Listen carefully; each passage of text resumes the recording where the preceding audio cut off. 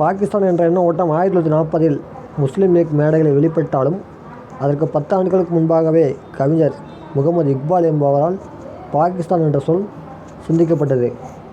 1930 அகமதாபாத்தில் நடைபெற்ற முஸ்லீம் லீக்கின் ஆண்டு மாநாட்டில் இக்பால் ஒருங்கிணைந்த முஸ்லீம் அரசை தான் காண விரும்புவதாக கூறினார். யார்? முகமது இக்பால். இது பின்னர் கேம்பிரிட்ஜில் மாணவரான ரஹமத் அலியால் வலுவாக வெளிப்படுத்தப்பட்டது. இருநாடு கொள்கை என்பதை கொண்டு வந்தவர் சர் வாசிர் ஹசன்.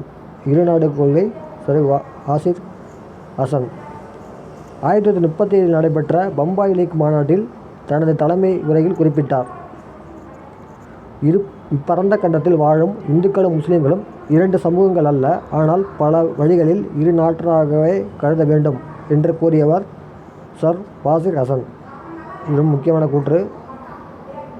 இப்பரந்த கண்டத்தில் வாழும் இந்துக்களும் முஸ்லீம்களும் 2 சமூகங்கள் அல்ல, ஆனால் பல வழிகளில் இரு நாட்டவராக கருத வேண்டும் என்று கூறியவர் சர் வாசிர் ஹசன். இவர் தான் இருநாடு கொள்கையை அறிமுகப்படுத்தியவர்.